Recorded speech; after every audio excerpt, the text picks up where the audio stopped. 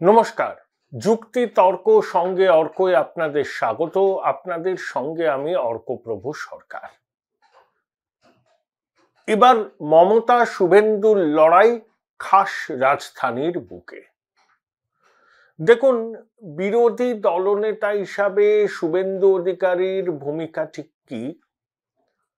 3টে বছর হয়ে গেল তো বিধানসভা নির্বাচনের পরে। এ কথাটা অনেকে স্বীকার করবেন হয়তো, আমার বামপন্থী বন্ধুরাও, তৃণমূলের সমর্থকরাও, যে 2011-র পর থেকে 2021 পর্যন্ত সূর্যকান্ত মিশ্র, আব্দুল মান্নানের থেকে শুভেন্দুর সক্রিয়তা অনেকাংশে বেশি। সূর্যবাবুর কিছু করার ছিল না, কারণ 34 বছরের পালা বদলের পর তিনি বিরোধী দলনেতা হয়েছেন। সেই মুহূর্তে দাঁড়িয়ে তৃণমূল সরকারের সমালোচনা করলে মানুষ গ্রহণ করত না। আর মান্নান সাহেব তার দলের কাছ থেকেই সহযোগিতা পাননি, বিশেষত অধীর চৌধুরীর কাছ থেকে। আর শুভেন্দু অধিকারী দীর্ঘদিন তৃণমূলে ছিলেন, ইনস অ্যান্ড আউটস জানেন, প্রশাসনের অভ্যন্তরে, পুলিশের অভ্যন্তরে তার পছন্দের লোকজন আছেন, তারা নিয়মিত তাকে খবর পাঠান। এমনকি সরকারের গুরুত্বপূর্ণ খবর শুভেন্দু বাবুর কাছে আগেই পৌঁছে যায়। কিন্তু অর্থ দপ্তরের লোকেরা আমাকে নোট পাঠিয়েছেন আজ সকালে, ওনার ভিতরে তো আমার লোকজন প্রচুর। তারা বলেছেন মুখ্যমন্ত্রী 7 তারিখের আগেই একটা 7,000 কোটি টাকার অ্যাডিশনাল লোনের প্রেয়ার করতে বলেছেন। 7,000 কোটি টাকা অ্যাডিশনাল লোনের প্রেয়ার করার জন্য বাজেট সেলকে বলেছেন, এবং এইটা লোনটা তিনি নেবেন, যেহেতু লোনের সিলিং এখন বেশি। কিন্তু এর ক্ষতিটা কি হবে? রাজ্যের ঋণের পরিমাণ বাড়বে।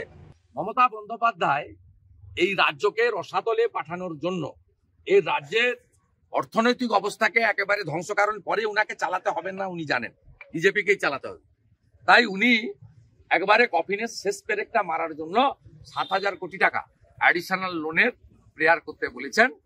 এটা নির্বাচনের আগে মেটেরিয়াল পেমেন্টের নামে তৃণমূলের কাটমানি, ঘুষ, নির্বাচনী তহবিল এবং এই চোর ঠিকাদারদের দিয়ে গ্রামাঞ্চলে ভোট নিয়ন্ত্রণ করা এবং মদ মাংসের মোৎসব করে যাতে লোকসভাতে কোনোভাবে অস্তিত্ব রক্ষা হয়, একটা চেষ্টা তিনি করছেন। এবং শুভেন্দু বাবু সেটাকে ব্যবহার করেন বিরোধী দলনেতা হিসাবে। তার বিরুদ্ধে বহু মামলা হয়েছে। শুভেন্দু বাবুর দাবি তাকে জেলে পুরতে 250 কোটি টাকার কাছাকাছি নাকি খরচ করা হয়েছে। এই যে সরকারি কর্মচারীরা ডি আন্দোলনের জন্য মামলা করছেন, ডি এর জন্য, সেখানেও আইনজীবী নিয়োগে শুভেন্দু বাবু ভূমিকা ছিল। তিনি সারা রাজ্য ছুটে বেড়াচ্ছেন এবং একথা অনস্বীকার্য। মমতা বন্দ্যোপাধ্যায় এবং তৃণমূল সরকারের চোখে চোখ রেখে কথা বলছেন। সেই শুভেন্দু বাবু দিল্লি গেছেন রবিবার রাত্রে, মমতা বন্দ্যোপাধ্যায় যাচ্ছেন সোমবার রাত্রে। এক দেশ এক ভোট এই নিয়ে প্রাক্তন রাষ্ট্রপতি রামনাথ কোবিন্দের সভাপতিত্বে বৈঠক আছে। সেই বৈঠকে শুধু স্বীকৃত রাজনৈতিক দলের চেয়ারপারসনরাই যোগ দিতে পারেন, তাই সেখানে মমতা বন্দ্যোপাধ্যায় ছাড়া কারোর পক্ষে যোগ দেওয়া সম্ভব নয়। শুধুকে তিনি বৈঠকে যোগ দেবেন, নাকি দিল্লিতে যখন যাচ্ছেন সেখানকার রাজনীতির হাল হকিকত সম্পর্কেও কিছু খোঁজ নেবেন। শুভেন্দুবাবু দিল্লিতে যাচ্ছেন 2-3টে স্পেসিফিক বিষয় নিয়ে।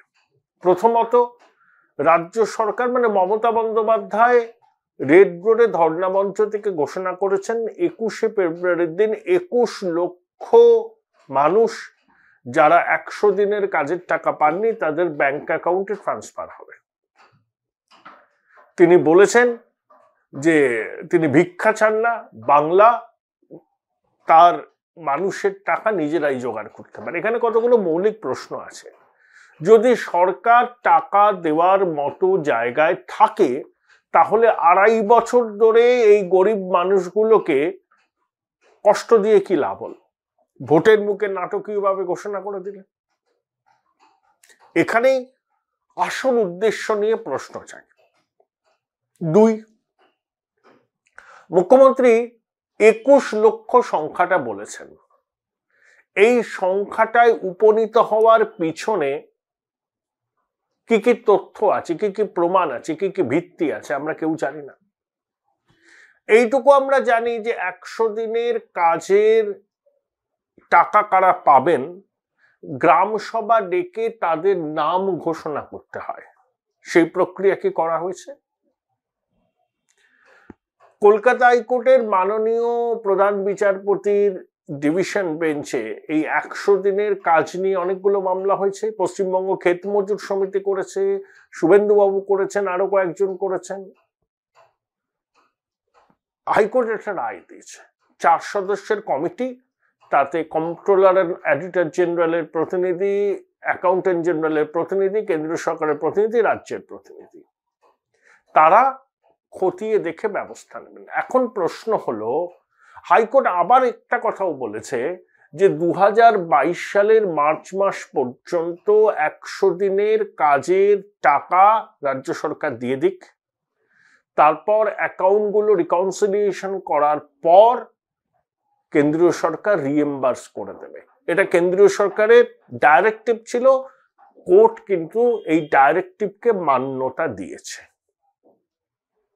তাহলে কি কমিটি হলো, কমিটি ছানবিন করবে, তাই আগে ভয় পেয়েই মুখ্যমন্ত্রী তড়িঘড়ি ঘোষণা করে দিলেন যে 21 লক্ষ মানুষকে 21শে ফেব্রুয়ারি তাদের ব্যাংক অ্যাকাউন্টে 100 দিনের মজুরির টাকা দিয়ে দেওয়া হবে? এখানে শুভেন্দু বলছেন টাকা নেই, আবার বাজার থেকে সরকার ঋণ করবে 7,000 কোটি টাকা, সেই 7,000 কোটি টাকা দিয়ে 100 দিনের কাজের মজুরি মেটাবে। এটা যাতে সরকার না করতে পারে, অর্থাৎ আরো ঋণের বোঝা যাতে রাজ্যবাসীর ঘাড়ে না চাপে, সেই জন্য নাকি শুভেন্দু দিল্লি গিয়েছেন। শুনুন, যে শিশু ভূমিষ্ঠ হলো আজ রাতে, তার মাথায় এখন 50,000 টাকার উপর দেনা। বাম সরকার যখন ক্ষমতাচ্যুত হয়েছিল তখন 1,85,86,000 কোটি টাকা ছিল রাজ্যের ঘাড়ে দেনা, এখন সেটা প্রায় 6 লক্ষ কোটি টাকা ছুঁই। হরে করম বা ব্যাখ্যা দেবেন শাসক দলের মাতব্বরেরা। বামেরা 34 বছরে যদি 2 লক্ষ কোটি টাকার উপর ঋণ ছেড়ে যায়, তাহলে 10-12 বছরে সেটা প্রায় 3 গুণ বাড়লো কি করে? প্রশ্ন তো এটাই না? গোদের উপর বিষ পড়ার মতো প্রধানমন্ত্রীর বক্তব্য। সুদীপবাবু যে ক্যাগের রিপোর্টটা দেখে নিন। দেখো, 2002 থেকে 11 পর্যন্ত 34,000 কোটি টাকার একটু বেশি বা 35,000 কোটি টাকার কাছাকাছি বামেরা হিসাব দেননি, মানে ইউটিলাইজেশন সার্টিফিকেট দেয়নি। কিন্তু পরবর্তী 10-12 বছরে 1,84,000 কোটি টাকার ইউসি বা ইউটিলাইজেশন সার্টিফিকেট রাজ্য সরকার দেয়নি। কেন দেয়নি? এখানে একটা অভিযোগ আছে, এক খাতের টাকা অন্য খাতে। তো স্বামীজি বলেছে, এই ঠাকুর বলেছিলেন তার শিষ্যদের যে শাকের টাকা মাছে, মাছের টাকা শাকে খরচ করবে না। তোমার শাক কেনার জন্য কিছু হয়তো টাকা আছে, সেটা একটু উদ্বৃত্ত বললো, সেই টাকা দিয়ে তুমি মাছ কেনো না। চন্দ্রিমা ভট্টাচার্য, অমিত মিত্র, ওরা যদি এই সামান্য শাশ্বত সত্যটুকু মনে রাখতেন, তাহলে বঙ্গবাসীর অনেক উপকৃত হতো। কিন্তু তারা মহিষী নারীর অনুপ্রেরণায় এতটাই অনুপ্রাণিত, তাই যখন তারা বাজেটের চিন্তা করেন, সরকারের আয় ব্যয়ের হিসাব করেন, তখন নক্তসত্ত্ব জ্ঞান ভুলে যান যে ভবিষ্যৎ প্রজন্মকে কতটা চড়া মূল্য চোকাতে হবে তাদের অবিমৃষ্যকারিতার জন্য। Join Indian Institute of Hotel Management now. Right choice, right decision. তা শুভেন্দুবাবু 7,000 কোটি টাকার ঋণ যাতে রাজ্য সরকার আর নতুন করে নিতে না পারে, সেই জন্য তথ্য প্রমাণ নিয়ে কেন্দ্রীয় সরকারের অর্থমন্ত্রকের দ্বারস্থ হবে। অর্থাৎ খোলা মাঠ তিনি মমতা বন্দ্যোপাধ্যায়কে ছাড়বেন না। সেটা পশ্চিমবঙ্গে হোক, বিধানসভায় হোক, কলকাতায় হোক, এমনকি দিল্লিতে হোক। মমতা বন্দ্যোপাধ্যায়ের পৌঁছানোর আগেই বিরোধী দলনেতা পৌঁছে গিয়েছেন। তাহলে আবার যদি ধার করে 100 দিনের কাজের টাকা মেটাতে হয়, তাহলে এ তো চরম উদ্বেগের বিষয়। এই টাকাটা তো আমার আপনার টাকা, এবং প্রচুর জল মেশানো আছে তালিকায়। 100 দিনের মজুরির টাকা পান, 3 তলা বাড়ি আছে, এমন লোক আছে। শুভেন্দুবাবুর অভিযোগ যে 100 দিনের কাজের মেটেরিয়াল কেনবার যে বিল, সেই বিলকে বহুগুণে বাড়িয়ে তুলতে বলা হয়েছে। টাকাগুলো পাবে না তৃণমূলের লোকজন। নির্বাচনের আগে এই টাকা কার্যত এক প্রকার ঘুষ, তার জন্য যদি ধার করতে হয় তার দায় নিতে হবে সাধারণ মানুষকে, যে শিশু অনাগত কালে জন্মগ্রহণ করবেন তার মাথায় ঋণের বোঝা বাড়বে। এর একটা তো বিহিত দরকার। শুভেন্দুবাবু তার মতো করে গেছেন, তিনি বিরোধী দলনেতা, তিনি রাজনীতি করবেন, মমতা বন্দ্যোপাধ্যায়কে ফাঁকা মাঠ ছেড়ে দেবেন কেন? কিন্তু প্রশ্নটা আরো গভীরে। একে হিসাব দেবে না, ইউটিলাইজেশন সার্টিফিকেট, তারপর অবস্থান মঞ্চ থেকে ঘোষণা হয়ে গেল। আর একটা ঘোষণা করেছেন আবাস যোজনার বিষয়টা মুখ্যমন্ত্রী পরে জানাবেন, কিন্তু সেখানে বলেছেন যে আবাস যোজনায় নাকি সংখ্যালঘুদের অধিকার সবার আগে রক্ষিত হবে। এই ক্রাইটেরিয়া কোথায় আছে যে সংখ্যালঘু সংখ্যাগুরুদের অধিকার? কিছু তো নির্দিষ্ট ইয়ার্ডস্টিক আছে, তার ভিত্তিতে তো আবাস যোজনা। এখানে সংখ্যালঘু প্রসঙ্গটা আসছে কেন? কয়েকদিন হলো বাম কংগ্রেস মালদা, মুর্শিদাবাদ, দিনাজপুর, বীরভূমের একাংশে ভালোভাবে পদযাত্রা করেছেন। রাহুল গান্ধীর ন্যায় যাত্রায় বিপুল ভিড় হয়েছিল। তাই রাতারাতি মুখ্যমন্ত্রী বলেই দিলেন যে আবাস যোজনায় ব্যাপারটা তিনি পরে জানাবেন এবং সেখানে উপভোক্তাদের মধ্যে সুবিধা পাবেন সংখ্যালঘু সম্প্রদায়ের মানুষেরা। চমৎকার। তাহলে এবার বিধানসভার বাজেট অধিবেশন শুরু হবে।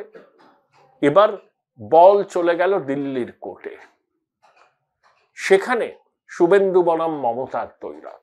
রাজ্যপাল সিবি আনন্দ বোস অমিত শাহের সঙ্গে দেখা করলেন, জগদীপ ধনকরের সঙ্গে দেখা করে এসে ভিক্টোরিয়ান স্টাইলে গোল গোল কথা।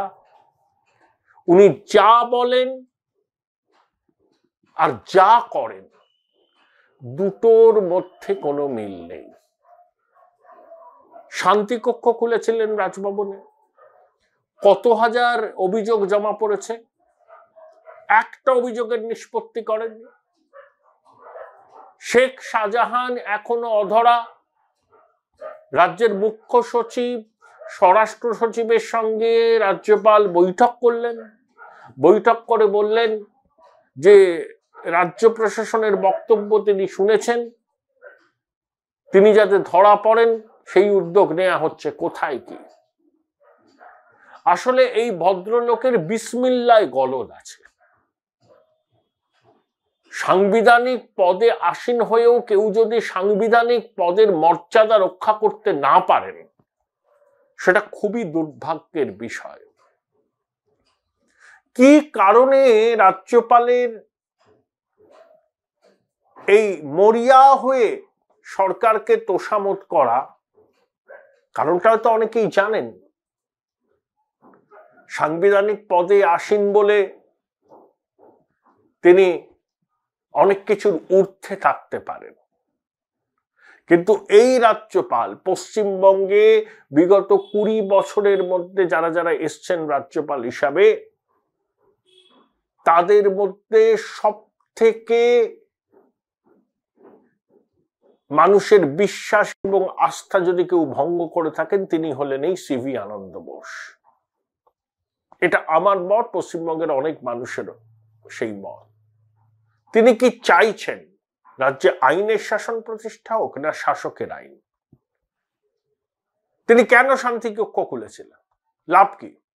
মিস্টার এসএসি মিস্টার এসএসি বলে আর্তনাদের ভঙ্গিতে নানা রকম কথা বলতেন, তার কথা কেউ শোনেও না। আমার তো মনে হয় তিনি এখন নিজেকে লাফিং স্টকে পরিণত করেছেন। যাই হোক, কেন্দ্রীয় স্বরাষ্ট্র মন্ত্রক দেখবে তার কতদিন এই পদে তিনি আসীন থাকেন। শোনা যাচ্ছে নির্বাচন মিটলে পরেই একজন দুঁদে পুলিশ কর্তাকে পশ্চিমবঙ্গের রাজভবনে পাঠানো হবে। তাহলে নির্বাচনের ডাকে কাঠি পড়ে গেছে। এখন বাংলার লড়াইটাও দিল্লির মাটিতে। এবং আমি যেটা বলবো, শুভেন্দুর এই বিনা যুদ্ধে 1 ইঞ্চি জমি ছাড়বো না তৃণমূলকে শটান দিল্লি চলে গেছেন। হ্যাঁ, এটা বলবেন, অমিত শাহের সঙ্গে নিশ্চয়ই কথা বলবেন, পশ্চিমবঙ্গের রাজনীতির ছবিটা তুলে ধরবেন। লোকসভা নির্বাচনে প্রার্থী তালিকা ঘোষণা হবে, সামনে রাজ্যসভা আসছে। বিজেপি আগের বার অনন্ত মহারাজকে প্রার্থী করেছিল রাজবংশী ভোটের কথা মাথায় রেখে, এবার কি দক্ষিণবঙ্গ থেকে কাউকে প্রার্থী করা হবে? মাতৃশক্তিকে কি রাজ্যসভায় পাঠানো হবে? প্রিয়াঙ্কা টিবরিওয়ালের কথা শোনা যাচ্ছে। এরকম নানা আলোচনা চলছে আর কি, কারণ বিজেপি একটা রাজ্যসভায় সিট পাবে। তৃণমূল কি জয়া বচ্চনকে নমিনেশন দেবে? যোগেন্দ্র যাদবকে দেখলাম মমতা বন্দ্যোপাধ্যায়ের পাশে বসে আছেন, বক্তৃতাও করেছেন। আপে ছিলেন, কেজরিওয়ালের সঙ্গে মত পার্থক্য হওয়ায় দল ছেড়েছেন।